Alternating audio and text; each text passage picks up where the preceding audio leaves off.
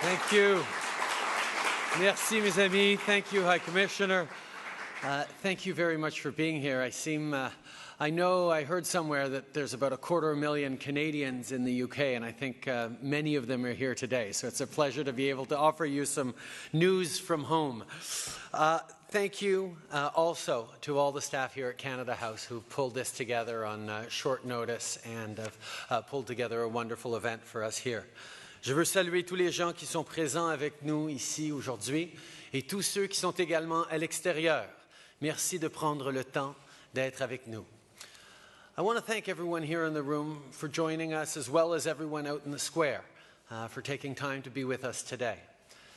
Earlier today, I had the opportunity to meet with Her Majesty Queen Elizabeth II. She was, of course, gracious and insightful, with a unique and valuable perspective. Her Majesty has been an important part of Canada's history and, I am confident, will remain an important part of our continued progress and of our future. And it's that future and Canada's role in our shared future that I'd like to address today. Canada has learned how to be strong not in spite of our differences, but because of them. And going forward, that capacity will be at the heart of both our success and of what we have to offer the world. Our commitment to diversity isn't about Canadians being nice and polite, although of course we are. In fact, this commitment is a powerful and ambitious approach to making Canada and the world a better and safer place. Ce serait sans doute facile pour un pays comme le Canada de prendre cette diversité pour acquise. De génération en génération, nos enfants ont grandi sans se poser des questions en entendant parlant 5 ou 6 différentes langues lorsqu'ils jouaient au parc. It's easy in a country like Canada to take diversity for granted. In so many ways, it's the air we breathe. We've raised generation after generation of children who think nothing of hearing 5 or 6 different languages spoken on the playground. Because it's 2015, people around the world are noticing the diversity of our cabinet and our parliament. But the diversity of Canadians is not news. An MP colleague of mine once told me a story that captures it perfectly from 5 or 6 years ago. He was doing a parliamentary exchange program in Paris. There were elected representatives from around the world present, and he was asked what Canada looks like. Well, he pointed to the delegation of 5 Canadian MPs. His 4 other colleagues and him, none of them, except him, was born in Canada. Among them were 3 women and 2 men, 2 Catholics, an Ismaili Muslim, a Jew whose parents had survived the Holocaust, and a gay Protestant minister. One was born in France, one in Portugal, another was born in Argentina, another in Tanzania. He pointed to his colleagues and said, well, this is what Canada looks like. 1/5 of Canadians were born elsewhere and chose to immigrate to Canada. In our largest city, more than half were born outside Canada. Against that backdrop, the importance of diversity can sometimes be taken for granted. But there is no doubt that we are a better country, a stronger, more successful country because of it. Just consider the words that people use to describe Canada. We're open, accepting, progressive, and prosperous. There is a direct line between each of those attributes and Canada's success in building a more diverse and inclusive society. Now, we're not the only nation that's tried to do it, but what's made it work so well in Canada is the understanding that our diversity isn't a challenge to be overcome or a difficulty to be tolerated. Rather, it's a tremendous source of strength. Canadians understand that diversity is our strength We know that Canada has succeeded culturally, politically, economically because of our diversity, not in spite of it. In typical Canadian fashion, we don't celebrate this success often enough. But I would argue that now, more than ever, the world needs us to do just that. In the wake of horrific events like the recent attacks in Paris, as we renew our resolve to work with the international community to help prevent such attacks, and as we reaffirm our steadfast participation in the coalition against ISIL, we must also recommit to building a world where diversity and difference are promoted and celebrated. We know that peace is possible and that hope beats fear every single time. Suite à d'horribles événements comme les attaques à Paris, nous devons rappeler au monde entier que la paix est possible et qu'à chaque fois, l'espoir continuera à vaincre la peur. Et alors que nous renouvelons notre volonté de travailler avec la communauté internationale pour aider à prévenir de telles attaques, nous renouvelons également notre volonté de collaborer à bâtir un monde dans lequel la diversité et la différence sont promues et célébrées.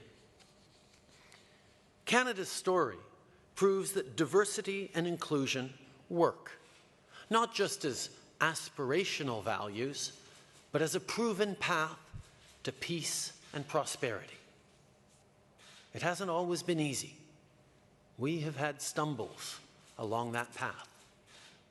We need to recognize that for Indigenous peoples, the Canadian reality has not been and is not today easy, equitable, or fair. We need to acknowledge that our history includes darker moments: the Chinese head tax, the internment of Ukrainian, Japanese, and Italian Canadians during the First and Second World Wars, our turning away boats of Jewish and Punjabi refugees, and our own history of slavery. Canadians look back on these transgressions with regret and shame, as we should. But there are also brighter spots, things that we can be proud of, things that made us who we are today. The Underground Railroad, the Charter of Rights and Freedoms, the Multiculturalism Act, the Official Languages Act, the welcoming of Ismaili Muslims fleeing East Africa, the freedom for Jews and Sikhs, Hindus and evangelicals to practice their religion as they choose. These positive changes can never right historical wrongs, but they can serve to remind us that, in the phrase so beloved of Martin Luther King Jr., that the arc of the moral universe is long, but it bends toward justice. Like many other nations, Canada faces a constant debate between those who would have us restrict, close ranks, and build walls, and those who remind us that we are who we are precisely because we are open, diverse, and inclusive. The last election campaign provides a good example. It was, in part, about whether Canadians still believe in those values. Many had their doubts. But let me tell you this. I'm standing here today as Prime Minister of Canada because Canadians rejected the forces that would divide us against ourselves. But we don't need a national election to see Canada's commitment to diversity in action. We see it in our communities every day. While a few allow themselves to be overwhelmed by anger and outrage, as a society, cooler heads and warmer hearts ultimately prevail. Whenever or wherever a few seek to threaten those who look, dress, or pray differently, many others stand up and say, no, not here. not in our community, not to our neighbors. Time after time, when intolerance rears its ugly head, Canadians rise up to reject it. We prove clearly and unflinchingly that we are better than that. I can share with you a few recent examples. One day after the terrible attacks in Paris, a mosque in Peterborough, Ontario, was set on fire, a suspected hate crime. In response, the community rallied and raised more than $110,000 in 2 days to help the Muslim community rebuild. United in faith, members of local Christian and Jewish communities literally opened their doors to give their Muslim neighbors a place to pray. Those are Canadian values. In Kitchener, Ontario, a Hindu temple was vandalized, its windows smashed by rocks, while the congregation's head preacher attended a vigil for those who died in the Paris attacks. Well, a Muslim group in Toronto started a fundraiser to help repair the damage. Those are Canadian values. And as important as these values are, they cannot exist in isolation. It's essential that they be supported by economic policies that benefit Canadians. Canada's economy depends on a strong and growing middle class. That has always been the case. In the last century, Canada's growing and optimistic middle class created a big-hearted, broad-minded consensus. Together, these hard-working Canadians built a better country, not just for themselves, but for their children and for each other. By keeping our focus squarely on helping the middle class and all those working hard to join, we can deliver real economic growth that will benefit all. Now, that's a worthwhile goal in its own right, but it's also important because we know that a diverse country doesn't work without it. When opportunities are limited, when people don't think they have a real and fair chance to succeed, fear and anxiety eat away at hope. Economic stress manifests itself in many ways. Fear and mistrust of others who are different is one of its most common, one of its most dangerous expressions. In other words, middle-class growth is much more than an economic imperative. It's central to our unity as a nation. It's that shared sense of purpose that's so hard to define but so deeply felt. That feeling that we are all in this together. The knowledge that wherever we came from, we are united not only in our struggles, but also in our hopes and dreams. It is the middle class that unites us, and it's our diverse communities that keep our economy growing. We need both to succeed. Providing greater support to our middle class is an important domestic objective, but there is also a critical role for Canada to play in sharing its success with the world. As the century unfolds, and as economic and environmental trends make migration between states the new normal, more and more countries will find themselves faced with challenges that Canada confronted long ago. We've gotten an important thing right in Canada. Not perfect, but right. That thing is the balance between individual freedom and collective identity. How to have a cohesive society despite extraordinary difference within that society. Well, we know that people are defined in large part by our relationships to other people. Our cultural background, our gender, our religious belief, our sexual orientation. However, we also believe that all of those collective associations receive their highest expression in the form of real, flesh and blood, individual human beings. We expand cultural freedom by ensuring that individual Canadians who come from these diverse communities have the freedom to live and express and grow and change their cultures.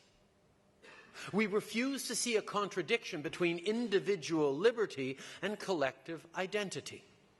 In fact, we have created a society where both thrive and mutually reinforce one another.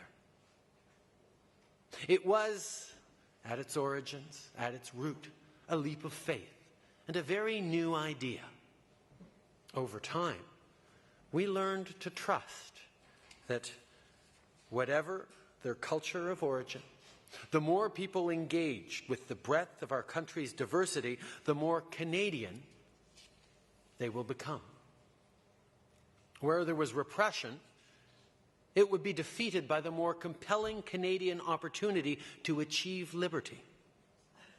Where there was isolation, we would meet it with openness and inclusion.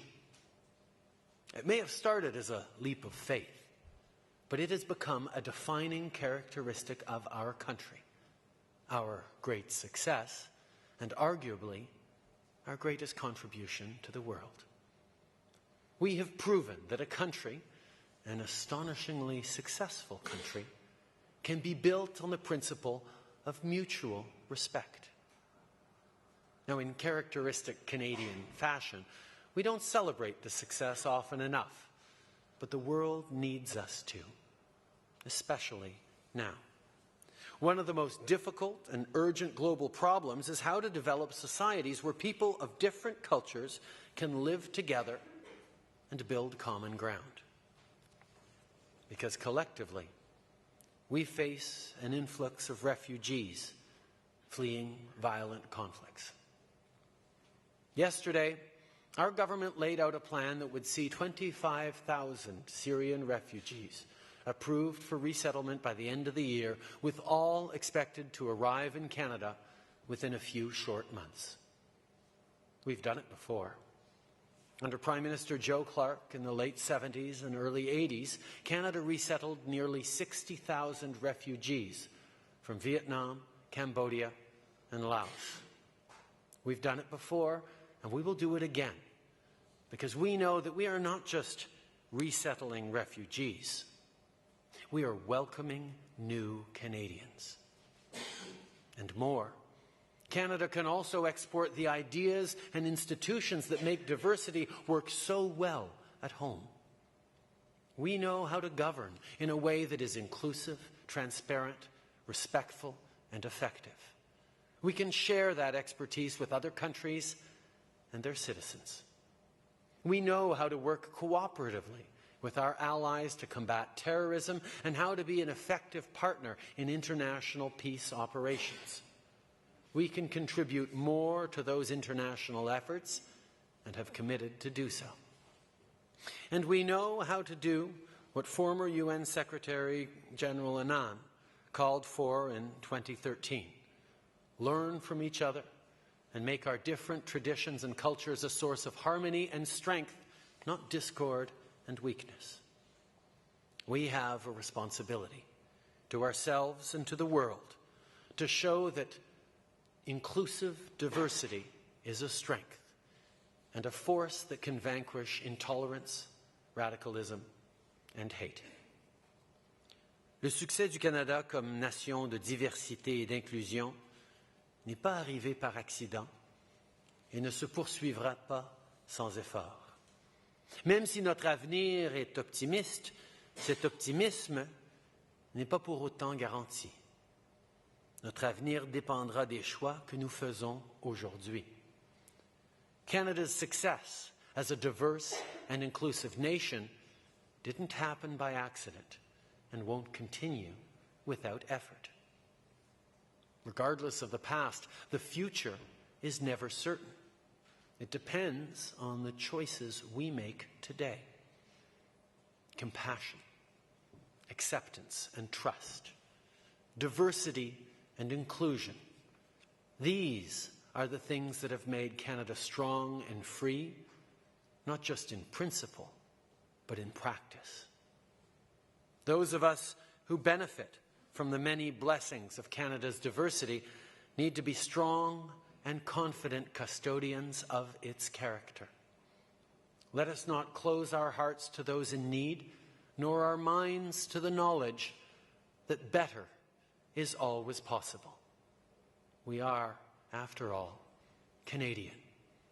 Let's show the world the very best of what that means. Merci beaucoup.